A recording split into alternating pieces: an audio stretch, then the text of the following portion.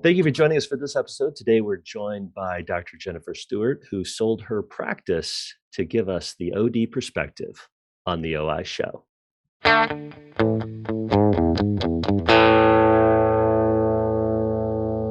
thank you for joining us for this episode. We're joined by Dr. Jennifer Stewart. We're so stoked to have you on the podcast. What an honor. Thank you for hanging out with me. Thanks for having me. I know we put this in the calendar a few times and had to reschedule because of life. So I'm really excited we finally got on here. Yeah. So tell us a little bit about you. You've got this little side gig, which is now a major gig, and you've been in practice. So tell us everything we need to know about you. So I just recently sold my practice. So I was at my practice, Norwalk Eye Care, for 14 years. And last week was my last week of patient care. So I have been, over the last few years, super excited to grow into consulting roles and speaking roles and writing and working with sales teams at other companies. So I've launched my own consulting company called OD Perspectives.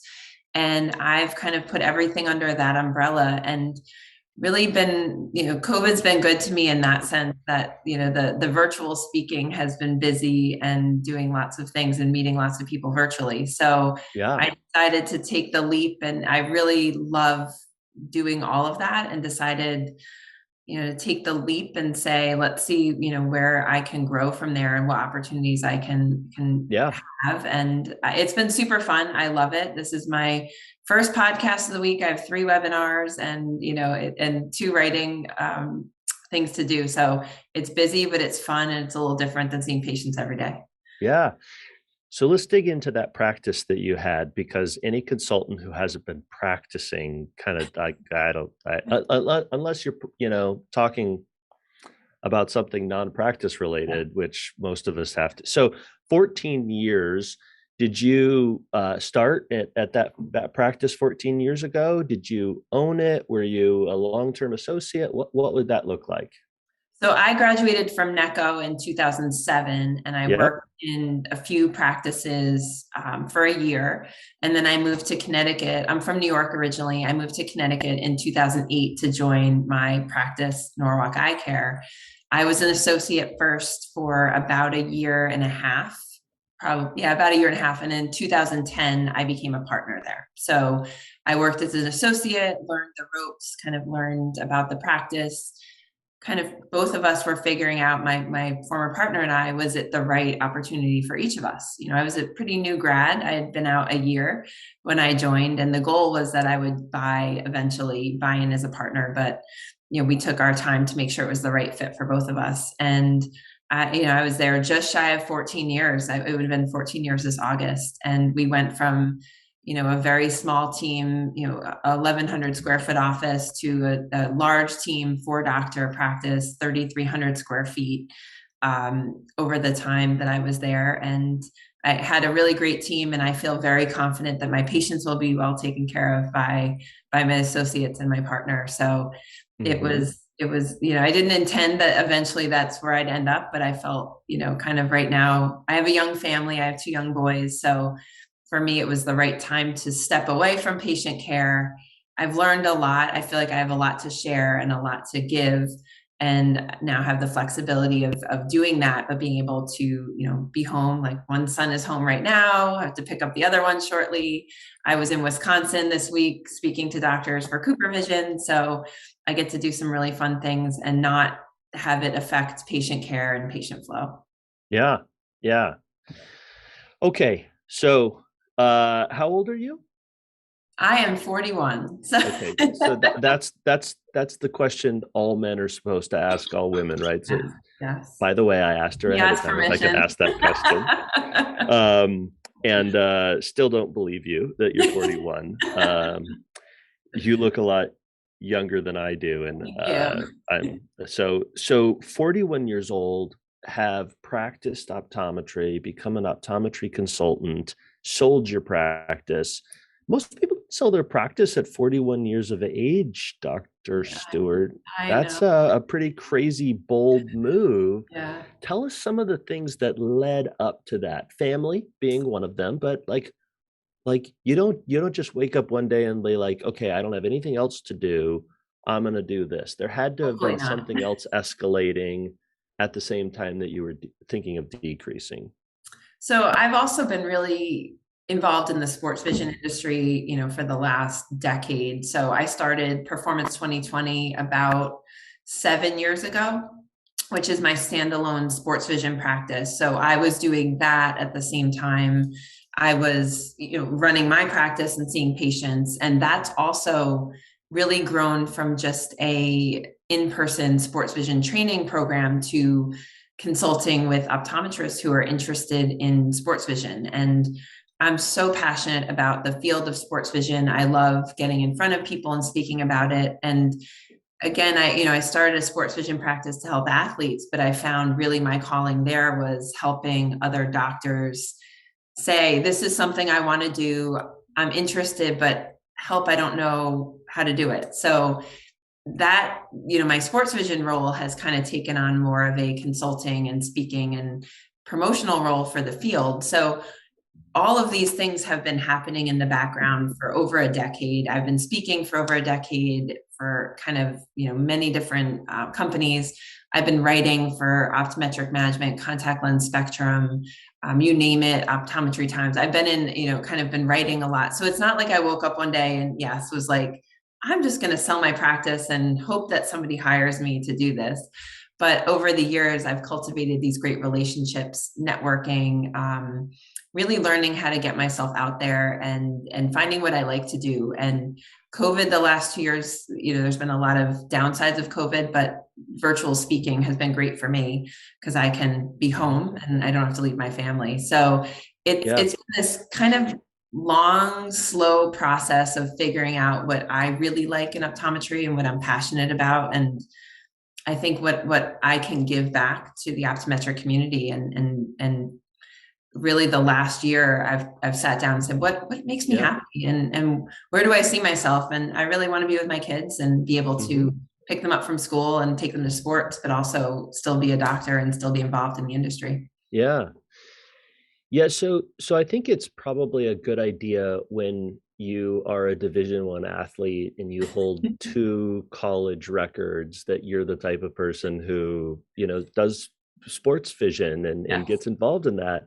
I don't hold any college records that I'm aware of. And if they were, they wouldn't be something to brag about. But that's pretty impressive. What do you have these records in for and she didn't know I was going to ask her this. This was No, I so found it on shockingly, the internet. I know this is usually my question when I do something. I've been part of this event in our town as a celebrity waiter for this great organization called Malta House, where we put on kind of a dinner every year, and we have to come up with a question to ask the attendees, and they have to guess which waiter it goes with. So Ah, my two school records are actually in indoor shot put and outdoor triple jump. So those are usually not ones that people would oh, pair with me.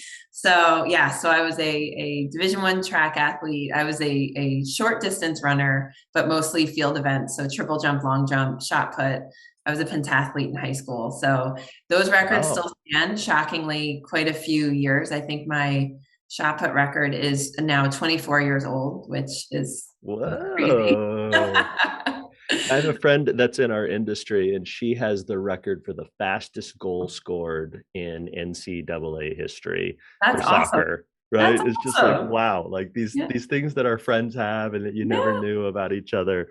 It'll get Okay, broken. It'll be a sad day when it gets I broken, but know, records I are meant to know. be broken. So That's right. That's right. That's so true. Okay, so there's people who are going to probably listen to this podcast and be like, that sounds like a good idea. Maybe I'll start writing and lecturing and sell my practice. So is that something that just like happens overnight and then you can like support your family with that type of money? Or is that something that, is a long time in coming? I know the answer to this, yeah. but So, just like sports vision, people ask me, how do I start a sports vision practice? I want to work with these famous athletes. I want to do this and I want to do it right away. And I wish I could say it happens overnight, and but it comes with a lot of grit and passion. I think it's something you have to really want to do and really understand what you're getting into. And 10 years ago, I was speaking for a contact lens company. I had a 6-week-old baby, and I thought, this sounds awesome. I love going to dinners and I want to be a speaker, and I think this is the perfect opportunity to do it. It was absolutely the worst time for me to try and do this. So, flying with, I had an infant at home, and I thought that speaking would be super glamorous. It was not. So I think if you're getting into it for the right reasons, that it's, for me, I love networking. I love meeting new people. I love meeting doctors, and I love helping. If I can walk out of a lecture or a presentation and know that I've seen that light bulb go off on somebody and they're like, oh, I'm going to use that. And I know that tomorrow they'll go back to their practice and maybe they'll talk to their patients differently about a contact lens, about sports vision, about sports safety. I'm super passionate about sports safety. If I can make that connection with one person and they go back tomorrow and bring that to their office, to me, that's why I do it. And Yeah.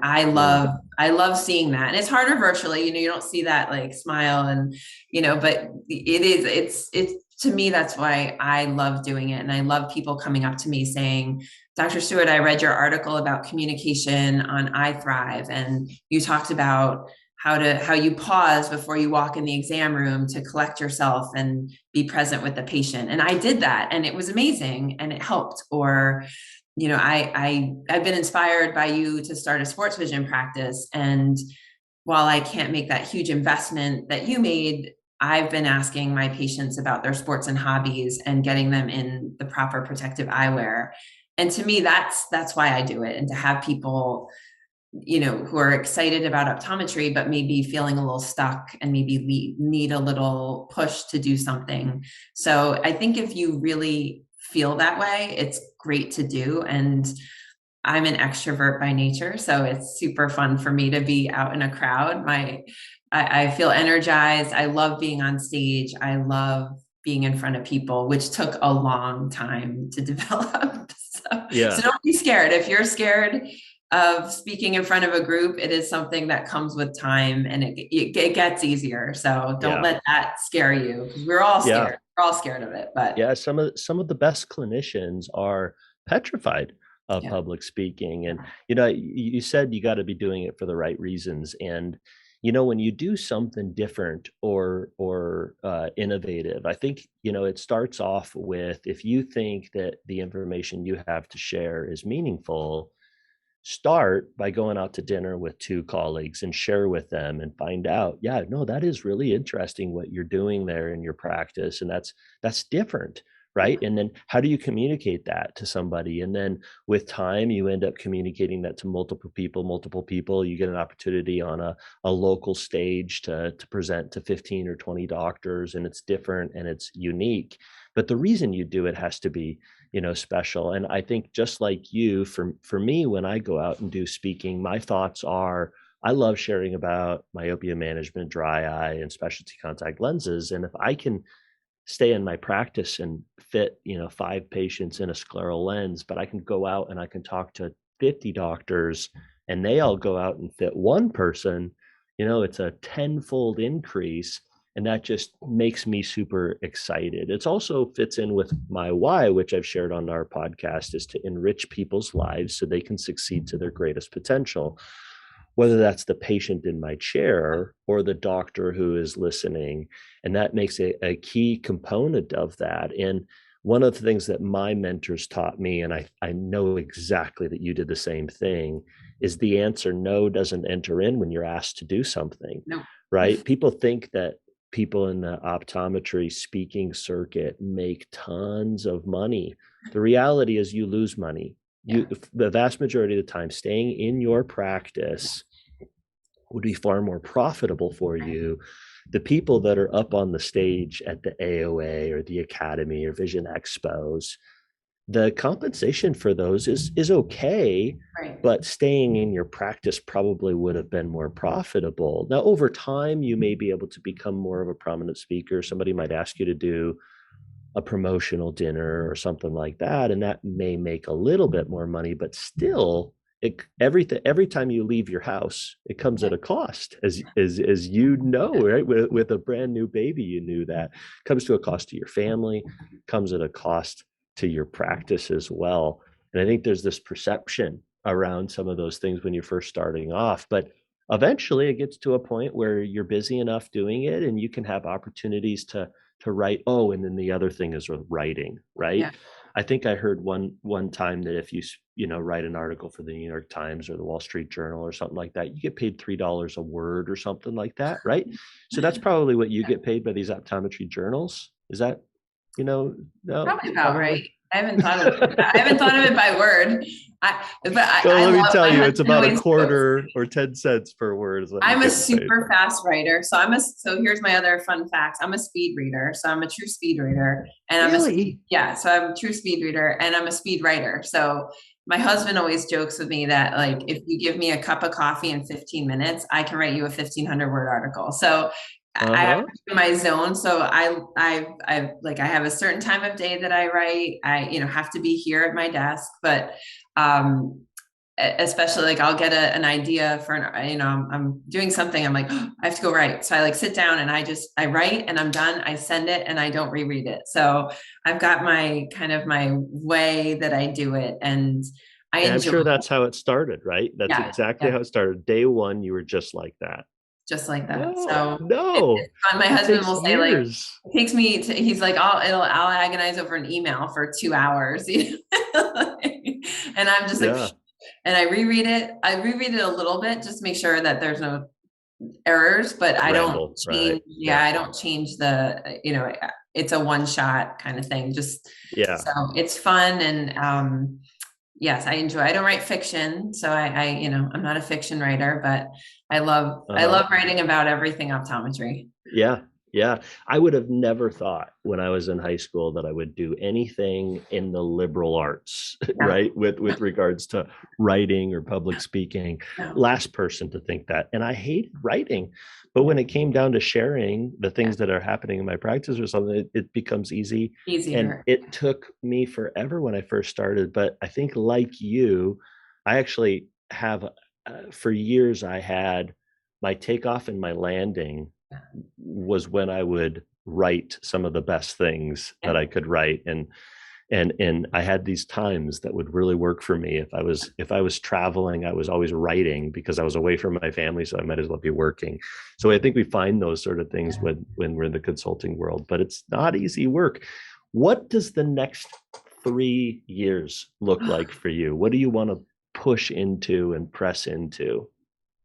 So I think for the first time, I've always been somebody with a 1, 3, and 5 year plan. And I think for now, actually, this is the first time I don't have a set plan, really spending time with my kids. I feel like they grew up overnight. They're 6 and 9. And I think the 2 years of COVID where they didn't have a lot going on in school, or, we couldn't go into their school. There wasn't a lot of sports. Now there's been this huge explosion where I felt like every day the school was asking for, everyone that's listening that has elementary school kids, the last 2 weeks of school, they want you there for something every day. So really, over the next 3 years, my goal is to be able to do all of those, to go on a field trip, to come in and do a craft, to help out with field day, and to just be present and be there and be with my kids on the days that I'm maybe not traveling, but be able to have that opportunity to say, no, I can't go to wherever that week because field days that week, and to really kind of build my professional life around what is important to me. Um, I love speaking, and I've had some great meetings over the last couple of weeks with some new companies to work with, and to really help them get their messages out. The companies that I'm passionate about, I think I've been fortunate to work with some really great companies in my practice, and those are the ones that I feel I want to get the message out. I want to introduce people to the things that I've loved to use and to really get the word out on some of the things that have made me successful. And also my all-time favorite thing is pairing people up and introducing professional colleagues together. So, Mhm. I just did that today. I just sent an email to connect two people that I think would have a great opportunity to work together. So I like doing that and really being out there and meeting people, but figuring out how I connect people to make them better, to grow the industry, and to really just make us all better. And Yeah. and I've been, and through organizations too. I'm part of the Optometric Women's Association, which is an unbelievable association Yeah. of women in the I'm optical not. industry. I'm Yeah, not part of you're that not. group. I No. know. I am. I'm lucky. So really develop. It's really been wonderful for me. It's an organization that's all women in the optical industry from every type of role, not just optometry. So it's refreshing. And we spend a lot of time on leadership development, personal growth, Yeah. networking, and really learning a bit about each other. And I've learned a lot about the optical industry as a whole. So I look forward to getting more involved with that and really helping bring their message to people, but also help myself learn to be a better leader. Yeah. That's awesome. Where can people learn more about you and what you're doing? So my website is OD Perspectives. That's my consulting company. So OD Perspectives is my conglomeration of all of the work I've done. We decided, my husband and I, he designed the website for me to put everything in one place and to really have a place that I can, share the work I've been doing. I have a blog there, so this will be posted on there. I am on LinkedIn, so I love connecting with people. I think that's how we probably originally met, was LinkedIn. So Probably. Yeah. probably. I'm on Instagram, so I have to look up my name. I always forget. So it's jennifer.stewart.od on Instagram. So I love meeting people virtually, and it was awesome to connect with people in person at Vision Expo. All these people that, I met through LinkedIn and social media. It was fun to get together in person, but that's where you can find me. And hopefully, I'm kind of out there a lot speaking. So Yes, you never know are. where you're going to catch me on a webinar or in person. I'll be, probably at all the big events, Vision Expo, etc. So hopefully I'll Awesome. run into lots of people there. Yeah. Yeah. Well, it's been an honor to have you on the OI show. Thank you for hanging out with me. Thank you for having me. Yes. All right. And thank you for joining us for this episode of the OI show. Make sure to like and subscribe and stay tuned for other phenomenal episodes with guests like Dr. Jennifer Stewart.